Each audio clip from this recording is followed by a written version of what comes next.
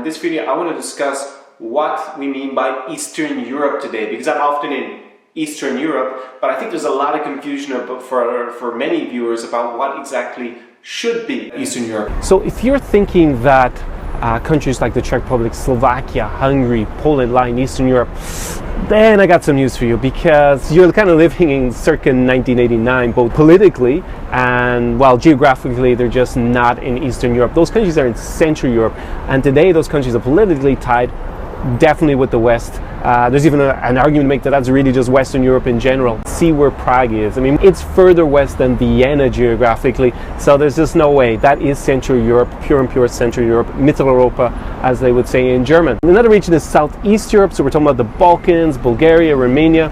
Now, I think the history and the geography there is a bit different. So the countries in Southeastern Europe have a history apart from those further to the east of them, like say Russia or Ukraine, and they don't have much contact there, with the exception perhaps of Serbia, Montenegro and Bulgaria, where I was able to speak a little bit in Russian. They do though have contact with countries further to the north of them, in Central Europe and also in Western Europe. And in fact, those countries in Southeast Europe have either already joined the EU and NATO, or they're pushing for further integration for the last few years. In the former Soviet Union, you have the Baltic countries, right?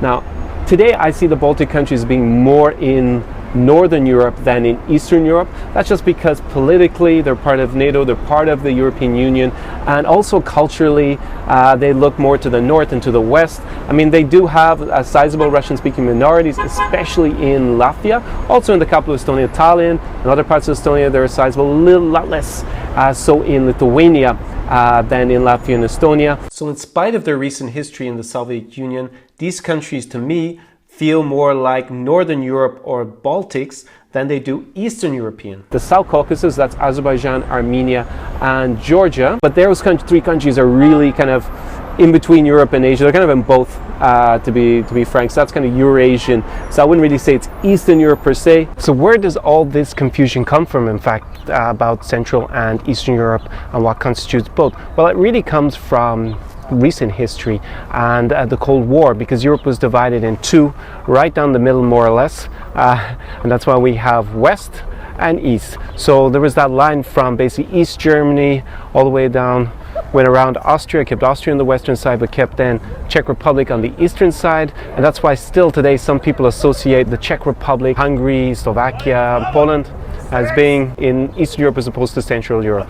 So that's why there's still a lot of confusion about where Central Europe really lies. Czech Republic, Hungary, Slovakia and Poland are definitely in Central Europe, but for a lot of people, because of this division during the Cold War, they see them as being in Eastern Europe. And other those countries are not just in the European Union, but also in other organizations like NATO. They're clearly not in that economic and political bloc that they were during the Cold War, which was obviously the Soviet Union, which was centered around Russia. The Soviet Union itself constituted Soviet social republics like Belarus, the three Baltic countries, Lithuania, Latvia, and Estonia, here Ukraine, Moldova, and also the Warsaw Pact, which was the countries that were aligned or allied to the Soviet Union, which lay further to the west. So all that was called Eastern Europe. But today that's definitely Central, and we need a new definition for what constitutes Eastern Europe.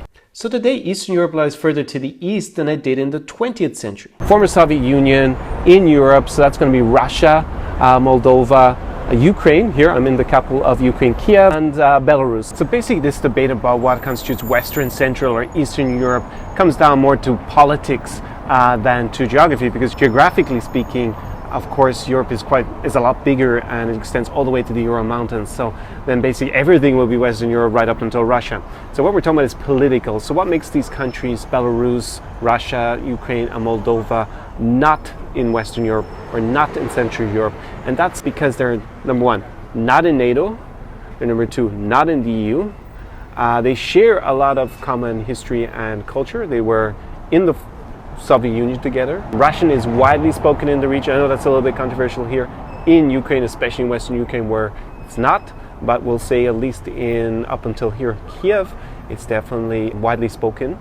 It's obviously the official language of Russia, and it's widely spoken in Moldova, here in Ukraine, and also in Belarus it's also an official language. And actually here in Ukraine it's an official language in certain regions, which well happen to be more in the east of Ukraine or in the south. So are they one kind of polity? No, definitely not. Ukraine has decided that it is currently on a path more westward since the Euromaidan protests and the changing government from the more pro-Russian Viktor Yanukovych to the current president who is more pro-European, and that's Petro Poroshenko. So definitely it's starting to change. So as I'm making this video in April 2017, Moldova and Belarus have forged paths that are kind of between both Russia and the European Union. Moldova even has an association agreement with the EU, while Belarus has an economic union with Russia.